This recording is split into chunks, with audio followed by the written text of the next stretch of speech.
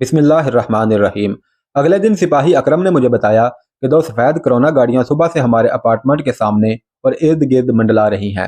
میں نے کہا کہ ہو سکتا ہے یہ تمہارا وہم ہو، یہاں گاڑیوں کی آمد و رفت تو جاری ہی رہتی ہے۔ بہرحال پھر بھی اپنی آنکھیں کھلی رکھنا اور میں خود بھی ان کو نوٹ کروں گا۔ ان کے چہرے یاد رکھنے کی کوشش کرنا۔ نمبر تو وہ پہلے ہی نوٹ کر کے مجھے دے چکا تھا اور میں خود اپارٹمنٹ کی گیلری میں آ کر بیٹھ گیا۔ مجھے وہاں بیٹھے زیادہ سے زیادہ 30 منٹ گزرے ہوں گے کہ سپاہی دین محمد نے مجھے سیٹی بجا کر متوجہ کیا اور دو سفید کرونا کی طرف اشارہ کر کے بتایا کہ یہ ہیں۔ یہ دونوں گاڑیاں 50 میٹر کا فاصلہ رکھ کر آگے پیچھے آہستہ روی سے چل رہی تھیں۔ ہمارا اپارٹمنٹ شاہراہ فلسطین سے دائیں جانب نکلنے والی لین میں تھا، جو آگے جا کر مین شاہراہ فلسطین سے جا کر مل جاتی تھی۔ اس لین میں 4-5 بنگلے اور 4 ایسی بلڈنگز تھیں جن میں اپارٹمنٹ بنے ہوئے تھے۔ یہ گاڑیاں لین سے آگے جا کر نظروں سے اوجھل ہو گئی۔ ان دونوں گاڑیوں میں 4 افراد بیٹھے ہوئے تھے۔ سمجھ نہیں آ رہا تھا یہ کون لوگ ہیں اور یوں بار بار اس لین میں آنے کا ان کا مقصد کیا ہے۔ جو اسرائیلی ایجنٹ یمبا میں ماہا کے پیچھے لگے ہوئے تھے وہ یمبا ایئرپورٹ پر بھی پہنچ گئے تھے، حالانکہ ہماری وہاں سے روانگی کا علم میرے ساتھیوں اور نبیل کے سوا کسی کو نہ تھا۔ اب جدہ میں بھی ہماری نگرانی شروع ہو گئی تھی۔ ان دونوں گاڑیوں کا بار بار اس لین میں آنے کا کچھ نہ کچھ مقصد ضرور تھا۔ اگر ہماری نگرانی کرنے والوں کو ہماری رہائش گاہ کا علم ہوتا تو بلا وجہ اس لین میں اپنی گاڑیاں نہ بھگاتے۔ میں نے یمبا سے جدہ آنے تک حالات کی کڑیاں ملائیں تو مجھے محسوس ہوا کہ کوئی ہماری نقل و حرکت کے متعلق جاننا چاہتا ہے، لیکن اسے ہماری صحیح لوکیشن نہیں مل رہی۔ ایسا کون ہو سکتا ہے؟ میں اس معمے کو حل کرنے کی کوشش کر رہا تھا کہ اچانک مجھے پاکستانی سفارت خانے اور سعودی عرب کے مختلف شہروں میں لگے ٹرانسمیٹر کا خیال آیا۔ اگر کسی نے مائکرو ٹرانسمیٹر ہمارے سامان میں نصب کر دیا ہو تو محدود حدود کے اندر اس ٹرانسمیٹر سے ہماری لوکیشن معلوم کی جا سکتی ہے۔ اس معمے کا حل ڈھونڈتے ہوئے میرے دماغ نے جواب دیا۔ میں نے ایک مفروضے کی کڑیاں ملاتے ہوئے نتیجہ احض کیا تھا۔ چنانچہ میں نے اپنا اور اپنے ساتھیوں کے بیگز اور سامان کی تلاشی لی تو مجھے رضی کے بیگ کے ساتھ ایک چپٹی شکل کی پن لگی ہوئی دکھائی دی۔ اگر وہ پن سوٹ کیس کا حصہ ہوتی تو یقیناً دوسری سائڈ پر بھی ویسی ہی پن ہونی چاہیے تھی۔ پھر سوٹ کیس کے پہلوؤں پر پن کا کیا کام؟ تو میں نے اس پن کو کھینچ کر سوٹ سے الگ کیا تو وہ چھوٹا مائکرو ٹرانسمیٹر تھا، اور یمبا سے ہماری روانگی کے وقت گیسٹ ہاؤس کے سٹاف میں سے کسی نے یہ رضی کے سوٹ کیس کے ساتھ چبو کر فٹ کر دیا تھا۔ میں نے اس ٹرانسمیٹر کو باتھ روم میں لے جا کر اپنے جوتے کے نیچے رکھ کر کچل دیا اور فوری طور پر باقی ساتھیوں کی میٹنگ بلا کر انہیں صورتحال سے آگاہ کیا۔ میں نے ساتھیوں کو بتایا کہ یہاں جدہ میں جو لوگ ہماری لوکیشن ڈھونڈ رہے تھے ابھی تک وہ ہماری صحیح لوکیشن تک نہیں پہنچ سکے، اس لیے وہ بار بار اس لین کے چکر کاٹ رہے ہیں کیونکہ ان کی گاڑیوں میں لگے ٹرانسمیٹر کو کمزور ہی سگنل مل سکے ہوں گے۔ ہمارے چہروں سے وہ شناسا نہیں ہیں، لہذا جب وہ اپنی ناکامی کا بیفل کو بتائیں گے تو بیفل خود یہاں پر آئے گا، بشرط یہ کہ اس کے بازو کا زخم ٹھیک ہو گیا ہو۔ اس کے یہاں آنے پر ہم حالات کے مطابق اس سے نمٹنے کی تدبیر سوچیں گے۔ عمران اور کیسر میٹنگ ختم ہوتے ہی اپنے کمروں میں چلے گئے۔ دونوں سفید گاڑیاں ابھی بھی ہماری لین کا چکر کاٹ رہی تھی۔ ہماری میٹنگ ختم ہوئے تقریباً 30 منٹ ہی گزرے ہوں گے کہ ارپے درپے کئی دھماکوں سے ہمارے اپارٹمنٹ کے در و دیوار لرز اٹھے۔ نچلے فلور پر آیا تو سب ساتھی وہاں جمع تھے اور کچھ دیر بعد عمران اور کیسر بھی ہم میں آ کر شامل ہو گئے۔ ہم ابھی قیاس آرائیاں ہی کر رہے تھے کہ فائر بریگیڈ کی گاڑیاں ہوٹر بجاتی ہماری لین میں داخل ہوئیں اور آگے جا کر لین کے دوسرے سرے پر پہنچ گئیں۔ میں نے رضی کو کہا کہ دیکھو جا کر کیا معاملہ ہے۔ عمران اور کیسر نے آنکھوں ہی آنکھوں میں کوئی بات کہی اور پھر کیسر بولا کہ رضی کو بھیجنے کا کوئی فائدہ نہیں، جبکہ میں آپ کو ساری بات بتا دیتا ہوں۔ ہم سب کیسر کی طرف متوجہ ہوئے تو کیسر نظریں نیچی کر کے گویا ہوا، سب سے پہلے تو اس بات کے لیے عمران بھائی اور اپنے لیے آپ سے معافی چاہتا ہوں کہ ہم نے ڈسپلن کو توڑا اور آپ سے اجازت لیے بغیر ہی یہ کام کر ڈالا۔ میری بے چینی بڑھتی جا رہی تھی۔ میں نے کیسر کو کہا کہ تمہید نہ باندھو، جو کچھ تم دونوں نے کیا ہے اس کی تفصیل جلدی بتاؤ۔ کیسر نے نظریں نیچی کیے ہوئے کہا کہ آپ نے جب مائکرو ٹرانسمیٹر ملنے کے باوجود ان گاڑیوں کے خلاف کارروائی نہ کرنے کا فیصلہ کیا تو میں اور عمران نے آپ کے اس فیصلے سے اتفاق نہیں کیا۔ ہمارے خیال کے مطابق ان گاڑیوں والوں کو یہ تو معلوم ہو چکا تھا کہ ان کے مطلوبہ یعنی ہم سب اسی لین کے کسی اپارٹمنٹ میں ٹھہرے ہوئے ہیں، تو وہ یمبا میں بیفل کو فون کر کے ہمارے حلیوں کے متعلق پوچھ لیتے اور پھر آج ہی وہ ہم سب کو پن پوائنٹ پر رکھ لیتے۔ اگر انہیں صرف ہماری تلاشی ہی مقصود ہوتی تو ایک گاڑی اور ایک دو بندے کافی تھے۔ 2 گاڑیوں میں 8 افراد کا یہاں بار بار چکر لگانے کا مقصد صرف ہمیں تلاش ہی کرنا نہ تھا بلکہ ہمارے خلاف کارروائی بھی کرنا تھا۔ آپ سے بحث کر کے آپ کو قائل کرنا تو ہمارے لیے ممکن نہ تھا اور اس میں خاصا وقت بھی صرف ہو جاتا۔ لہذا میں نے اور عمران بھائی نے اپنے اسلحہ کے علاوہ 2 ہینڈ گرنیڈ بھی ساتھ لیے۔ عمران بھائی گاڑی لے کر لین کے دوسرے سرے پر جا کر کھڑے ہو گئے جبکہ میں اپنی طرف والے داخلے کے رخ پر۔ ہمیں اس پوزیشن میں کھڑے ہوئے تھوڑی دیر ہی گزری تھی کہ دونوں سفید گاڑیاں لین میں داخل ہوئیں۔ عمران بھائی نے دور سے ان گاڑیوں کو آتا دیکھ کر اپنی گاڑی لین میں اس طرح کھڑی کر لی کہ کوئی اور گاڑی نہ گزر سکے اور میں نے اپنی گاڑی ان دونوں کے پیچھے لگا لی۔ آگے والی گاڑی جب عمران والی گاڑی کے قریب پہنچ کر رکی تو میں نے ہارن بجا کر پیچھے والی گاڑی کو بھی آگے والی گاڑی کے ساتھ لگنے پر مجبور کر دیا۔ جب دونوں سفید گاڑیاں ایک دوسرے کے قریب ہو گئیں تو میں اور عمران تقریباً اکٹھے اپنی اپنی گاڑی سے اترے۔ عمران نے آگے والی اور میں نے پیچھے والی گاڑی کے شیشے کھٹکھٹائے۔ جب انہوں نے اپنے شیشے نیچے کیے تو ہم نے ایک ایک دستی بم پلان کے مطابق جن کی پن پہلے ہی ہم نے نکال لی تھی ان کی گاڑیوں کے اندر پھینک کر اپنی اپنی گاڑی کی طرف بھاگے۔ ابھی ہم اپنی گاڑی میں بیٹھنے بھی نہ پائے تھے کہ یکدم دھماکہ ہوا اور پھر اس کے ساتھ ہی کئی دھماکے ہوئے۔ ان کے انجنوں نے آگ پکڑ لی۔ ان کی گاڑیوں میں پہلے ہی بم رکھے ہوئے تھے جو انہوں نے ہماری رہائش گاہ پر پھینکنے تھے۔ ہمارے پھینکے ہوئے بم پھٹنے کے ساتھ ان کے رکھے ہوئے بم بھی پھٹنے لگے جس کے نتیجے میں ان کی گاڑیاں زمین سے کئی فٹ ہوا میں بلند ہو کر نیچے کئی بار گریں۔ ان میں موجود سواروں کا بچنا تو درکنار، ان کی ہڈیوں اور ڈھانچے بھی پورے نہیں ملیں گے۔ دھماکے ہوتے ہی ہم اپنی اپنی گاڑی لے کر نکل گئے تھے۔ میں نے ریورس میں گاڑی چلائی جبکہ عمران بھائی شاہراہ فلسطین سے ہوتے ہوئے واپس پہنچے ہیں۔ فائر بریگیڈ والوں کو وہاں جلی ہوئی گاڑیاں اور 8 جلی ہوئی لاشوں کی ہڈیوں کے سوا کچھ نہ ملا ہوگا۔ میرے پوچھنے پر کیسر نے بتایا کہ دھماکہ ہوتے ہی عمران بھائی اپنی گاڑی شاہراہ فلسطین پر لے گیا تھا، لہذا اس کا تو کسی نے نوٹس نہیں لیا ہوگا۔ میں نے ساری لین میں گاڑی ریورس چلائی ہے، ہو سکتا ہے لین میں مجھے کسی نے دیکھ لیا ہو، لیکن میرے پاس اس بات کا معقول عذر ہے کہ میں لین سے گزر رہا تھا کہ آگے یکدم گاڑیوں میں شعلے بلند ہونے اور دھماکے ہونے لگے جس کی وجہ سے میں اتنا خوفزدہ ہوا کہ تنگ لین میں گاڑی موڑنے کی بجائے ریورس لیتا ہوا گھر پہنچ گیا۔ کیسر کے بولنے کے دوران سب ساتھی خاموش کھڑے رہے اور اس کے بعد ختم کرنے کے بعد بھی کسی کی خاموشی نہ ٹوٹی۔ سب میرے فیصلے کے منتظر تھے۔ گو کیسر اور عمران نے ڈسپلن ضرور توڑا تھا لیکن ان کا یہ فیصلہ قطعی درست تھا۔ اگر سانپ دکھائی دینے پر وہ ڈسپلن کی پابندی کرتے ہوئے پہلے مجھ سے اسے مارنے کی اجازت لیتے تو اتنی دیر میں سانپ یقیناً غائب ہو جاتا۔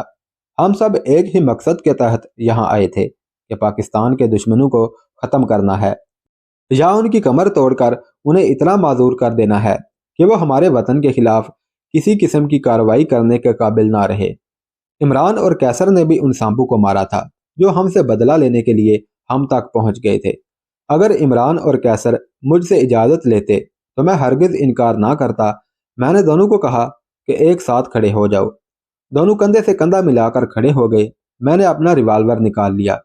مزمل نے بولنا چاہا لیکن میں نے اسے پسٹل کے اشارے سے خاموش رہنے کا کہا۔ میں نے پسٹل ہوا میں لہرایا اور انہیں کہا کہ تم دونوں گدھے ہو مگر عقل مند گدھے، اور ریوالور اپنی جیب میں ڈال لیا۔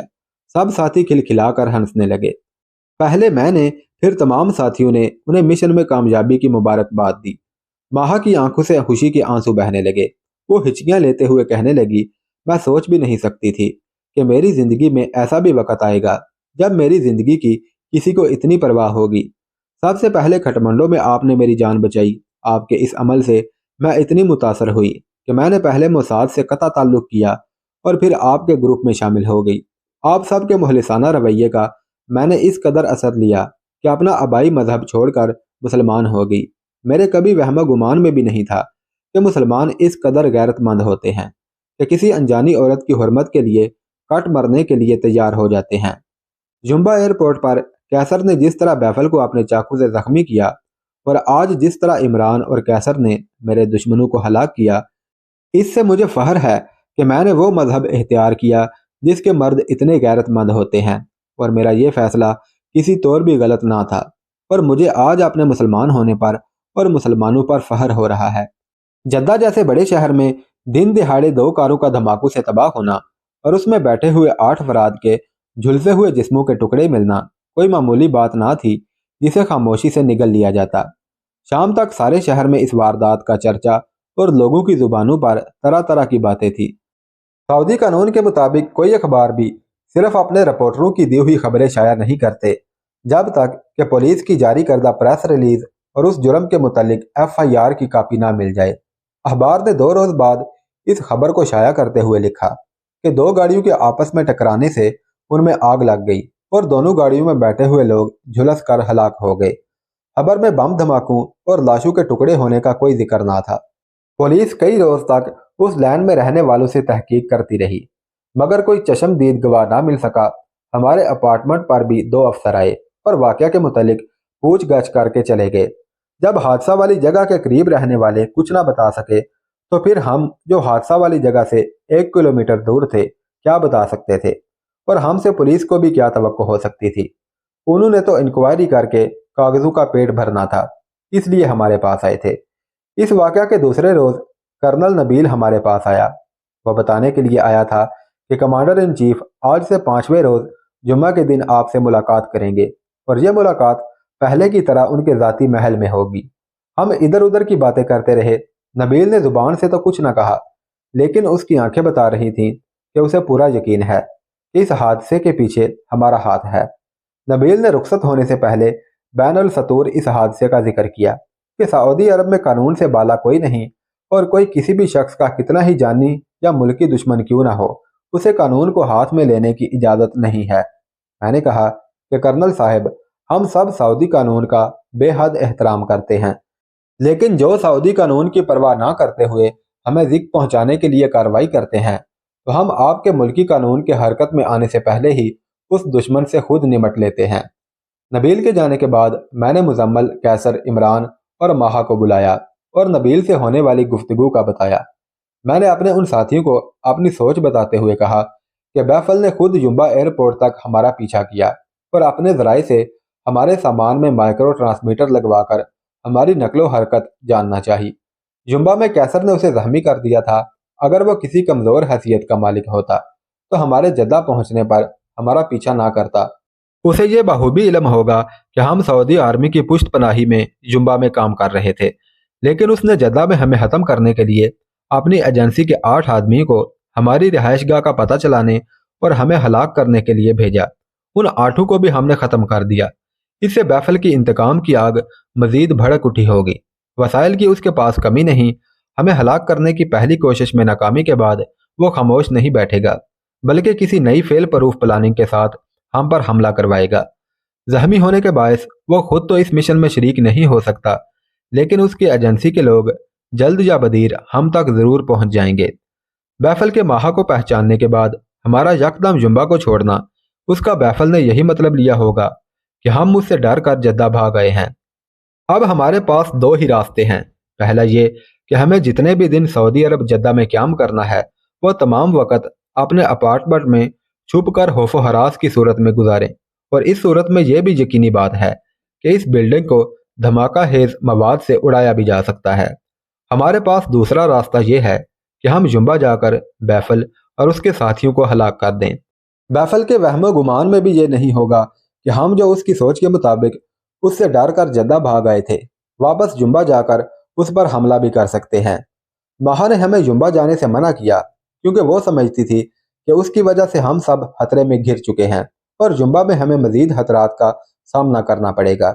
مزمل، عمران اور قیصر نے میری تجویز کی بھرپور حمایت کی اور بالآخر یہ فیصلہ ہوا کہ صبح 4 بجے ہم 2 گاڑیاں لے کر جمبا کی طرف روانہ ہوں گے تو 7:30 بجے سے پہلے ہم جمبا پہنچ جائیں گے اور سیدھے بیفل کی رہائش گاہ پر جا کر پہلے اسے اور بعد میں اس کے دوسرے ساتھی کو جو ساتھ والی رہائش گاہ پر رہتا تھا اس کو ہلاک کر کے واپس جدہ روانہ ہو جائیں گے۔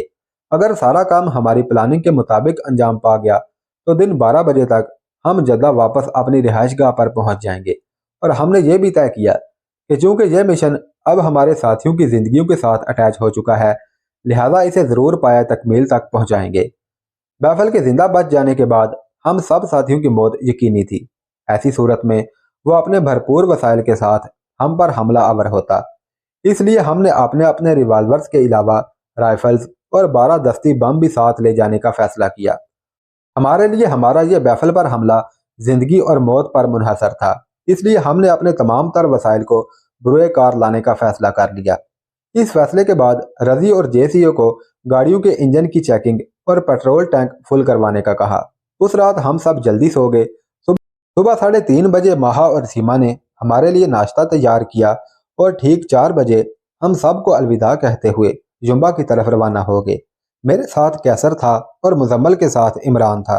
ہم نے آپس میں یہ طے کیا تھا کہ سفر کے دوران یا جمبہ پہنچ کر کسی بھی وجہ سے اگر ہم چاروں میں سے صرف ایک ساتھی ہی بیفل کو ختم کرنے کے قابل رہ جائے تو وہ باقی ساتھیوں کو ان کے حال پر چھوڑ کر بیفل کو ختم کرنے کی کوشش ضرور کرے۔ قارئین میری اس بات کا مقصد ضرور سمجھ گئے ہوں گے کہ ہم میں سے 3 زخمی یا ہلاک بھی ہو جائیں تو چوتھا مشن سے بیک آؤٹ نہ کرے۔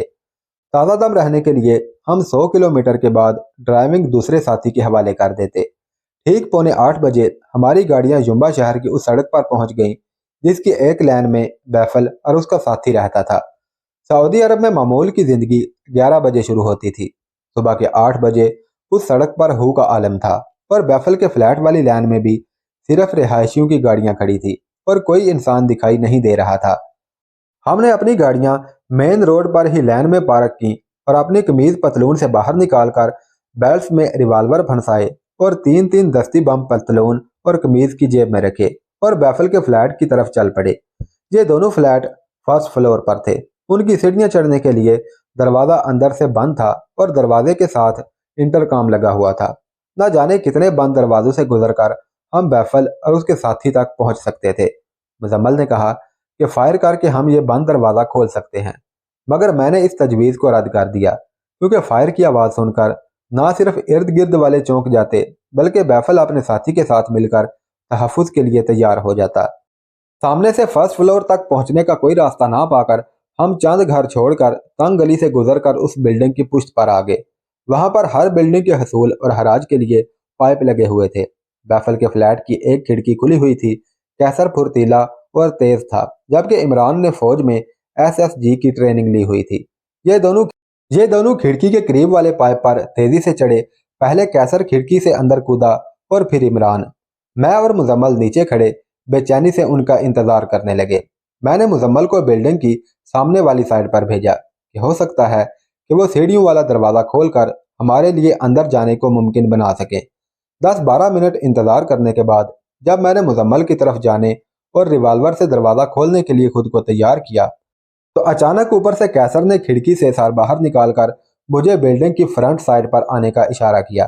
جب میں وہاں پہنچا تو کیسر نے سیڑھیوں والا ڈور اوپن کر دیا۔ کیسر کی رہنمائی میں ہم ایک کمرے میں پہنچے جو غالباً بیڈ روم تھا اور بیفل اپنے سر پر ہاتھ رکھ کر بے خبر سو رہا تھا۔